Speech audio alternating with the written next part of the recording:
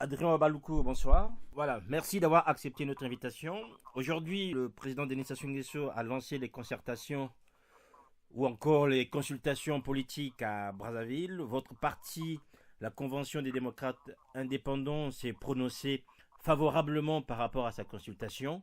Pourquoi exactement? Je suis quand même un ancien candidat à la dictature française. Donc, je suis habitué à ce genre de cérémonial ou à ce genre d'exercice politique. On le voit ici, hein, c'est tout à fait normal. Lorsque le président a quelques doutes sur une décision à prendre, il a l'habitude d'inviter les responsables des partis politiques jusqu'au Front National. Tout le monde a vu ça. Donc, je pense que ça fait partie de la vie normale d'un pays. Donc, il fallait répondre à cette invitation. Et je ne pense pas faire la politique avec une boule de cristal. Je ne sais pas ce que pense M. Sassou, mais j'en sais que toutes les questions qui trottent dans l'esprit des Congolais, c'est le fameux troisième mandat à M. Sassou, que moi, au passage, je dis non, parce que quand même 31 ans de pouvoir, c'est trop. Donc, je pensais aller à ce rendez-vous pour avoir une discussion saine et véritable, les yeux dans les yeux, avec le président de la République. Pour lui, signifier, en tout cas, peut-être que de son côté, il n'a pas le même retour du peuple, de lui dire voilà ce que nous entendons du peuple, parce que nous sommes être leader. Donc, si je suis leader, je n'ai pas besoin de faire des pétitions, ça veut dire que c'est mettre un peu le chariot avant les bœufs, c'est d'abord aller écouter le président de la République à ce moment-là, et on fait faire une pétition si on n'est pas d'accord. Donc, je ne peux pas avoir de jugement de valeur, je suis quelqu'un qui fait une position responsable. Alors, vous pensez donc que les responsables du FROCAD se trompent de ne pas aller à ce rendez-vous? Là, c'est dommage parce que je dis que la politique de la chaise vide n'est pas toujours payante. Je n'ai pas dit qu'elle n'est pas payante, n'est pas toujours payante, et je n'est pas toujours payante, et je parle français. Je pense que le monde entier ne nous fera pas de cadeaux. Maintenant que nous avons la communauté internationale qui nous accompagne dans la voie, pour retrouver la voie normale de la démocratie dans notre pays, moi je pense que ça serait mieux qu'on aille à ces rendez-vous-là, et puis écouter les chefs d'État. Maintenant, si c'est pas le troisième mandat, la Constitution est claire, ce n'est pas possible. Donc, Même la voie du Parlement, ce qu'on appelle le Congrès, n'est pas possible quand on regarde le taux de participation des élections passées, c'est-à-dire les élections locales, il y a quelque temps, ce n'est pas possible de valider un tel corps électoral.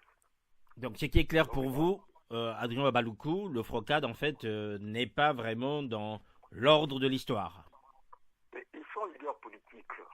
Et qu'est-ce qu'ils ont à faire? À faire encore une pétition. Je pense que lorsqu'on est leader politique, on prend ses responsabilités. Moi, alors là, je n'avais pas initié une pétition.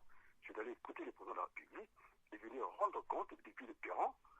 La presse, il faut éviter la presse internationale, toute la presse d'ailleurs du monde, qu'elle soit là pour régler cette affaire du Congo. Et de dire devant le peuple qu'on sort de cet entretien, les journalistes, si la presse est indépendante, c'est de poser des questions, quel était l'objet de la discussion.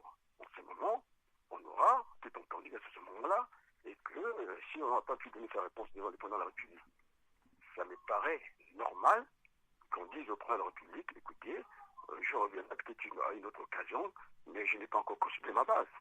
Mais lorsqu'on est président des partis, on a ce pouvoir exécutif, on peut s'engager, et puis quitte à te faire remonter les bretelles. C'est ce que j'appelle, dans le monde, il y a ce qu'on appelle aussi, dans le langue bantou, le foundou. Voilà, si on n'est pas d'accord, on repart au foundou. Il y a aussi le passage en force, l'article 49.3. Donc, celui qui est exécutif, il doit prendre ses responsabilités.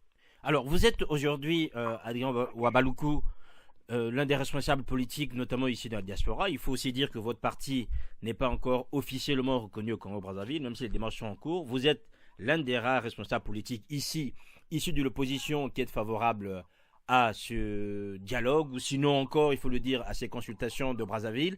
Est-ce que vous ne vous sentez pas en minorité par rapport à d'autres qui sont déjà prononcés contre?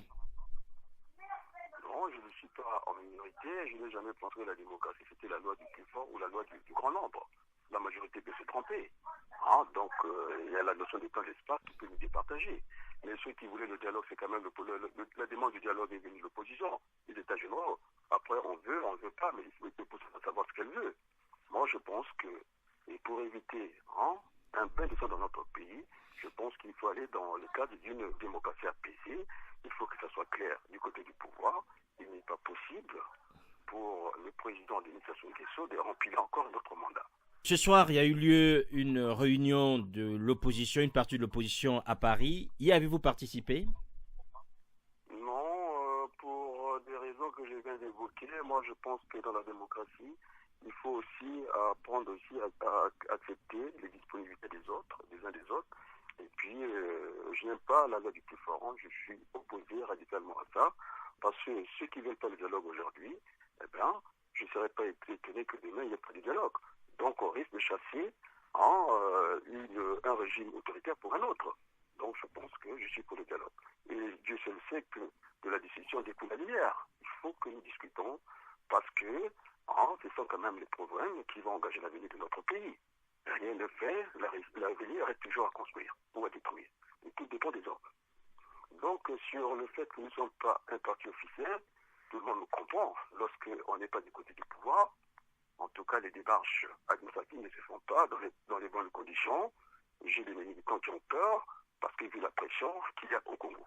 Mais je pense que, comme disait la reine Diana, il vaut mieux être un parti dans le cœur des Congolais que d'être un parti officiel mais qui ressemble à une coquille vide. C'est le cas du PCT aujourd'hui.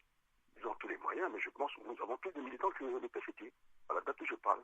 Donc, le moment venu, vous serez à Brazzaville pour participer à la concertation issue, en fait, de ces consultations. Mais bien sûr, nous sommes des hommes politiques, nous devons prendre nos responsabilités. J'irai dire ce que j'ai toujours dit. Adrien Wabaluku, merci et à bientôt. Merci de m'avoir accordé la parole. En tout cas, je demande au peuple congolais, après avoir attendu 31 ans de pression politique, je pense que nous sommes à la fin d'une petite épisode, non pas d'une épisode. Je pense que l'histoire va se refermer pour ouvrir une autre page d'histoire et je suis très fier d'avoir en tout cas trouvé le concept pour notre pays, c'est la Nouvelle République. Alors, c'est un concept, c'est une thématique qui est reprise dans tous les partis du Congo. Nous ne pouvons qu'être fiers, donc nos militants sont pas malheureux par rapport à ça, donc nous existons.